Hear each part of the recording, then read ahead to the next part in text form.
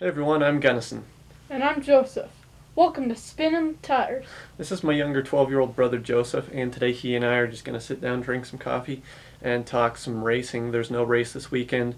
Kind of boring. We're just on the Olympics break, so not much racing action happening apart from an IndyCar race. That'll be fun, but uh, other than that, pretty mellow, pretty slow, and yeah, we're just gonna sit down and chat a bit today, and he's going to tell me all about his racing story, and we'll talk about how our family got into racing.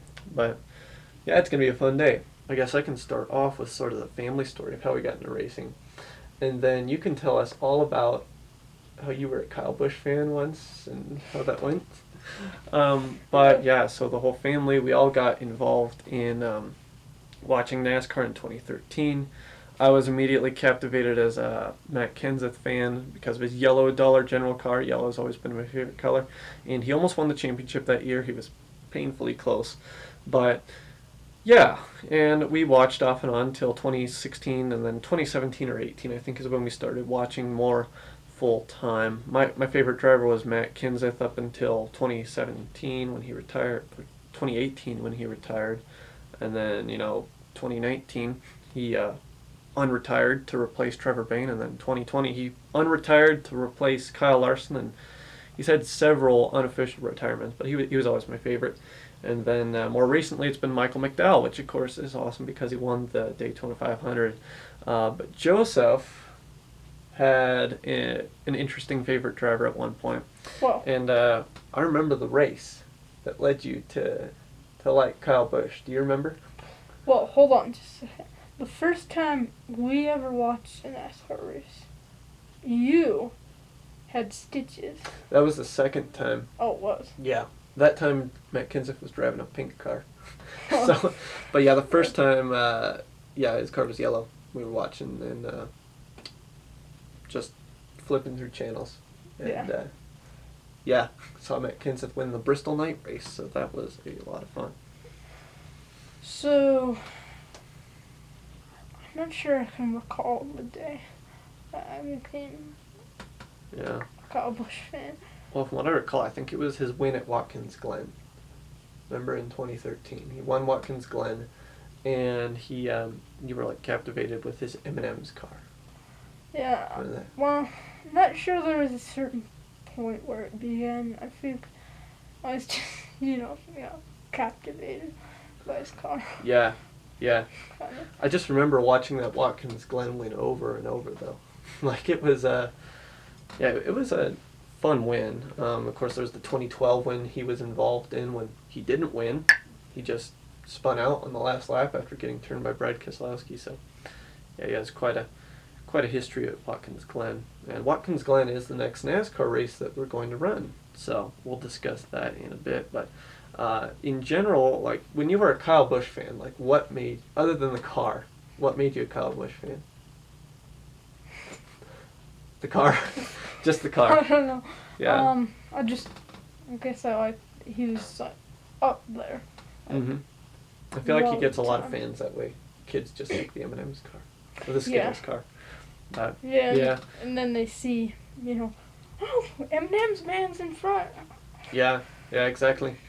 Not the most likable driver Kyle Busch is, but he's divisive among fans. But he's been on a little bit of a low spot the past couple years. Of course, only one win last year. He's picked it up a bit this year, though.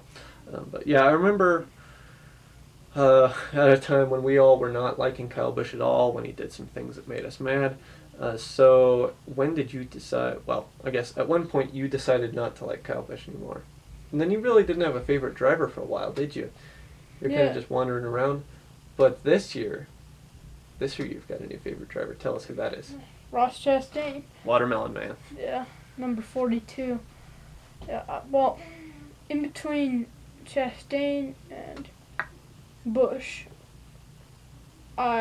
basically my favorite driver was Daniel Hemrick. Mm-hmm. He has since gone to Xfinity to Mhm. drive the 18. But putting down some good finishes in Xfinity at that. Yeah, yeah, and Yeah, on the topic of Ross Chastain this year in Cup, he's been on a big upswing too. We were able to witness his first ever top five finish at Circuit of the Americas. I believe, yeah, that was the top five, and then he's gotten a couple top tens since. He got second place at Nashville. So Ross Chastain has been great, and trust that 42 will get a win this year eventually, maybe at Daytona or something. There. Well, I'm looking for him to shine at road courses. Yeah, that's where he got his first top five, was Circuit of the Americas. And then Daytona, anything can happen. Yeah, he rebounded for a top 10 though at the at Road America. That was good. I think he finished like 8th or 7th, something like that. So he has been excellent this year. So yeah, but of course on the topic that Chip Ganassi Racing got bought by Trackhouse Racing, leaving Ross Chastain without a ride for the moment. So in your opinion, who's Ross Chastain going to wind up with next year, and who's Trackhouse going to pick? I think Trackhouse is going to pick Ross Chastain. I think it makes sense because it's a long-term play. Yeah. I mean, if you get someone like Kurt Busch, I mean, there's going to be the experience. Mm-hmm. But I think Daniel Suarez and Ross Chastain, they're both young drivers, got a lot ahead of them. Mm-hmm. I think they'd be a great future for Trackhouse Racing. Yeah, I of course talked a bit about that on my episode. I got in a debate on Instagram over it. It was a nice civil debate among race fans, and we were talking about who should go to that team, and I put up Kurt Busch wouldn't quite fit Trackhouse. Willing to have someone change my mind in the comments below, and nobody changed my mind, but it was a really good conversation about why Kurt Busch would or wouldn't be good for that team, or maybe why he'd be a better fit for another team. But yeah, interesting moves. So now let's talk a little more in a general sense. What have you thought of the whole season across Fox and NBC? Just all the races so far this year. Yeah, I think it's been a good season. Mm-hmm. Both broadcasts, I think NBC has been doing slightly better, but both broadcasts were pretty good this year.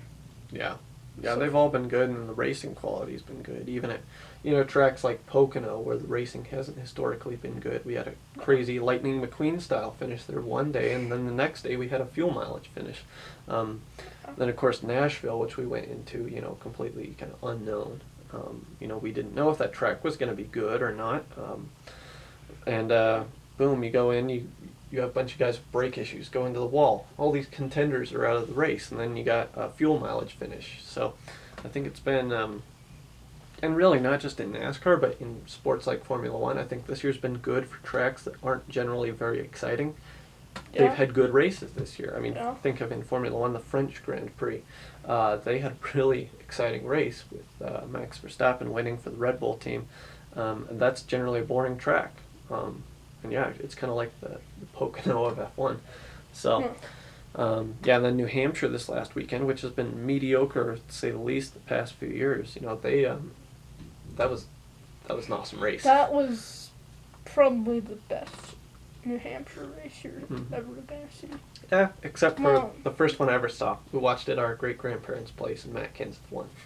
And he won in, I think it was like his 500th start car, something like that.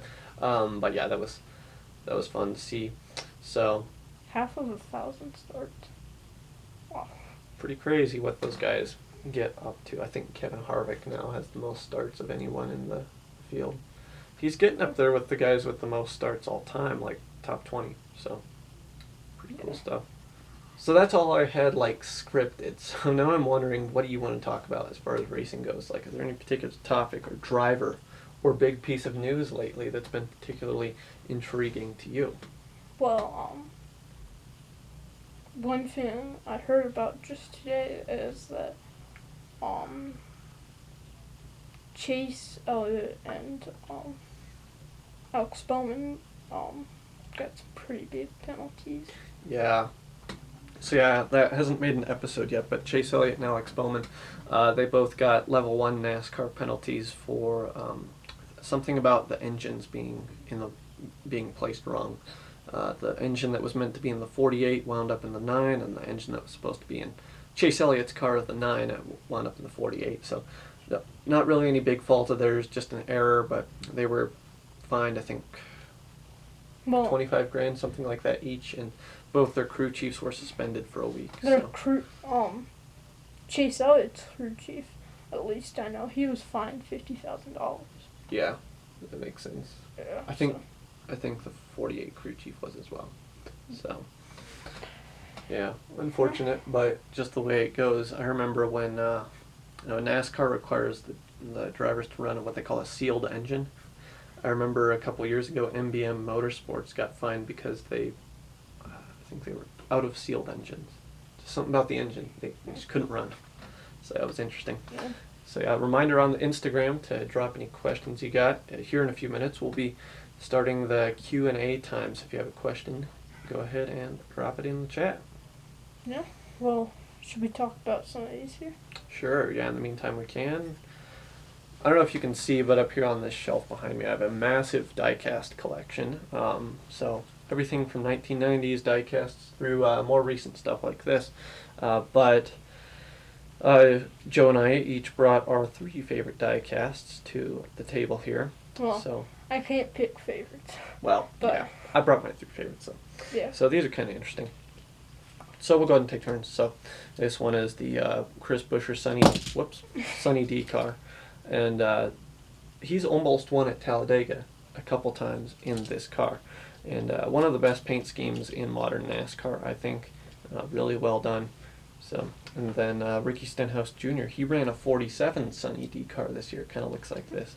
That thing was beautiful until it wrecked. Yeah. And then I have this. It's Chase Elliott's race win diecast from It's from last year in the All-Star race. the All-Star race. Yeah. The number differently placed. Yeah, last year NASCAR experimented with the number placement on the cars, putting it on the rear quarter, not the rear quarter panel, but by the wheel rather than by the door as they usually do.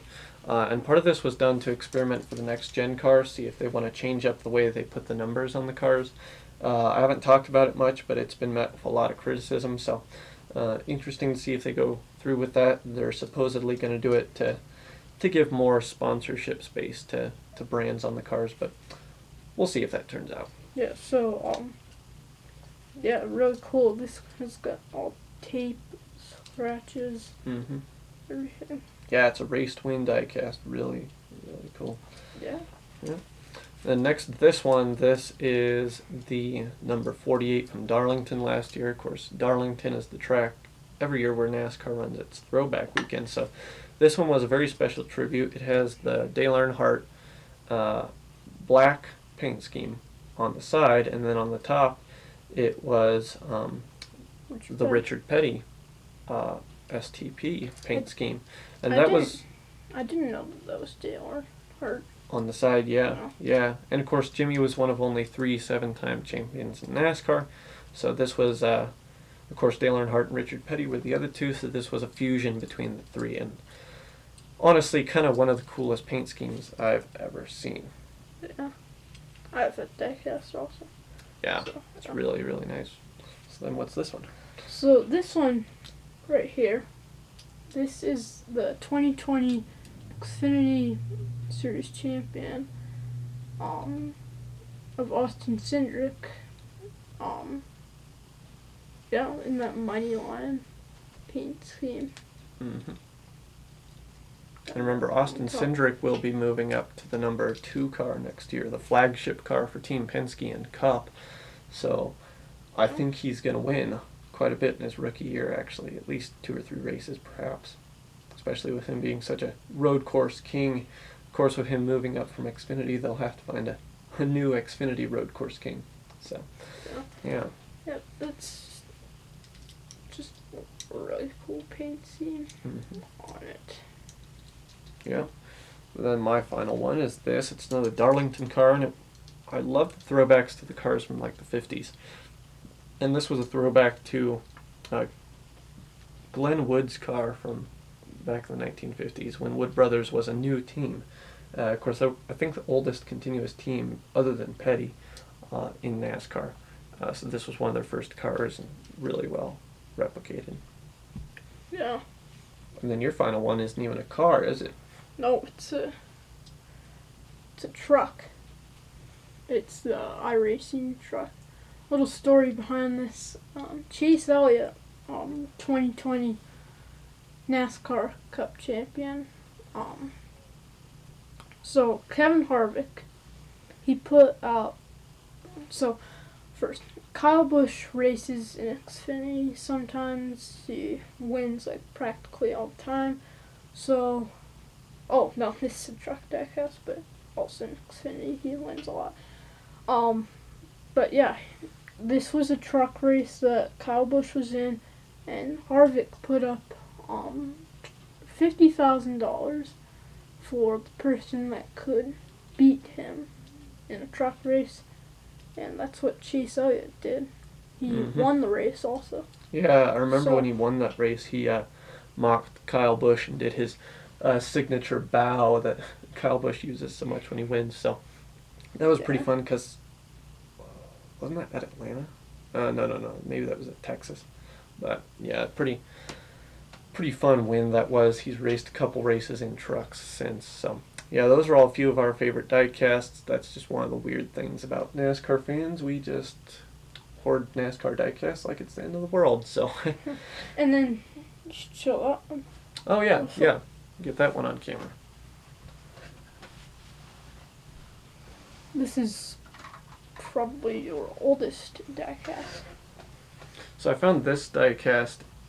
Isn't really even a diecast. It's an old Darrell Waltrip Western Auto 124 scale, and I found this at a little antique shop in northern Idaho, of all places. And yeah, really cool car. Ricky Stenhouse Jr. ran a throwback to this at Sonoma a couple years ago when Darrell Waltrip retired from the booth. But yeah, it's one of my coolest, really my only 124 scale diecast. So yeah, that one is it's nice, and I believe it's Pontiac. Oh no, wait, it's a Chevy Lumina. So it'll be fun. We're gonna go ahead and close up the episode in a minute, though. So again, this is my little brother Joseph, and of course he's been a race fan pretty much as long as I have. So thought I'd give him a chance to talk a bit on the show. Tell us what he loves about NASCAR, and his story and his favorite driver, all that cool stuff. So thanks everybody for tuning in. You wanna give us our outro? Yeah. That's us from Spinning the Tires. Alright, well, I'll see you next time on Spinning the Tires. This is Gunnison signing off.